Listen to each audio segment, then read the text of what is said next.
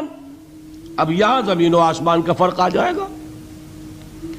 ایمان دل میں اتر جائے تو کون نہیں جانتا کہ دل میں جو بات اتر جائے وہ عمل پر ضرور اثر انداز ہوتی ہے۔ یہ بات سیدھی سی ہے، دل میں یقین ہو عمل اس کے مطابق ہوگا۔ 2 اور 2 4 کی طرح مثالیں دے دوں آپ کو۔ آپ کو یقین ہے آگ جلاتی ہے، آپ ہاتھ ڈالتے ہیں اس میں، کیوں؟ یقین ہے کہ جلاتی ہے، لہذا کوئی شخص ہاتھ نہیں ڈالے گا۔ غلطی سے پڑ جائے تو پڑ جائے، جان بوجھ کے کون ڈالے گا؟ اچھا، میں بلکہ یہاں تک کہا کرتا ہوں کہ یقین تو بڑی دور کی شے ہے، گمان بھی ہو، گمان اس کا نتیجہ بھی عمل میں نکل آتا ہے۔ کون شخص نہیں جانتا کہ سارے سانپ زہریلے نہیں ہوتے؟ معلوم ہے نا، لیکن جو سانپ ہے پتہ نہیں کم بخت یہ زہریلا ہے کہ نہیں؟ یقین نہیں ہے کہ یہ زہریلا ہے، ہو سکتا ہے کہ زہریلا ہو، صرف ظن ہے نا، آپ قریب پھٹکتے ہیں اس کے۔ معلوم ہوا کہ یقین تو بڑی شے ہے۔ وہ تو میں نے اقبال کے آپ کو شعر سنایا بارہا، یقین پیدا کرے ناداں یقین سے ہاتھ آتی ہے، وہ درویشی کے جس کے سامنے جھکتی ہے فغفوری۔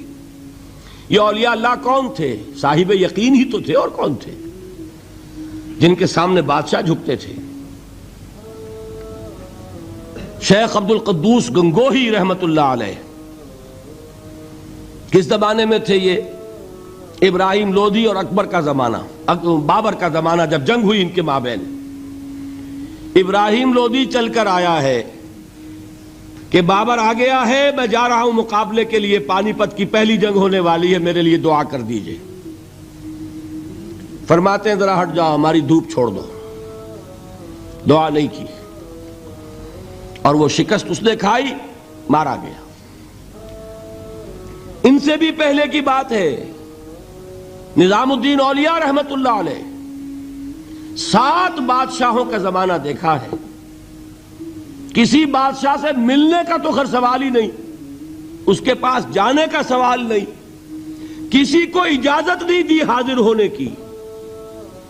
ایک بادشاہ نے کہا کہ آپ کیسے روک سکتے ہیں، میں آ جاؤں گا۔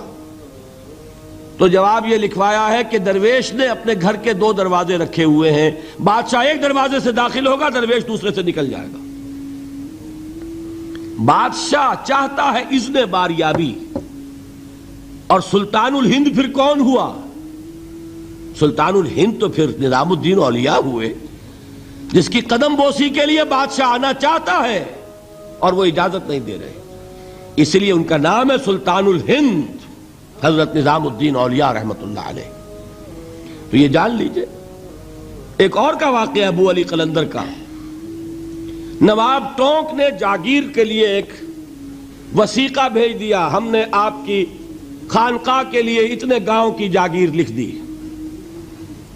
اسی کاغذ کے پشت پر ایک شعر لکھا، ماں آبروئے فقر و قناعت نہ باختیم، با میر خان بگوئے کہ روزی مقدر است۔ جاؤ میر خان سے کہہ دو، نواب ٹونک سے، ہماری روزی اللہ کے ہاں مقدر ہے، لکھی ہوئی ہے، ہم تمہارے ہاتھ اپنے فقر اور درویشی کی عزت بیچنا نہیں چاہتے، لے جاؤ اپنا وثیقہ۔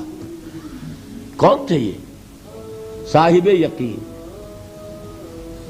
یقین پیدا کرے ناداں یقین سے ہاتھ آتی ہے، وہ درویشی کہ جس کے سامنے جھکتی ہے فغفوری۔ شہنشاہ ہند اذن باریابی چاہے اجازت نہ ملے، وہ یقین کی بات ہے۔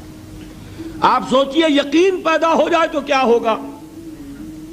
اس کی ایک شکل تو میں کل آپ کو دکھا چکا، توکل ہوگا، راضی برضا ہوں گے، خوف نہیں ہوگا، حزن نہیں ہوگا، ڈر کاہے کا؟ میرا محافظ میرا رب۔ اچھا، اس نے ہی کوئی چیز میرے لیے لکھ دی ہے تو کون محافظ ہو سکتا ہے؟ اور اللہ سے بچانے والا کوئی ہے؟ اور ہم اللہ کی طرف سے مقرر کردہ کسی چیز سے بھاگیں گے کیا؟ وہ تو ہمارا محبوب ہے، محبوب کی رضا اسی میں ہے، حاضر ہیں ہم۔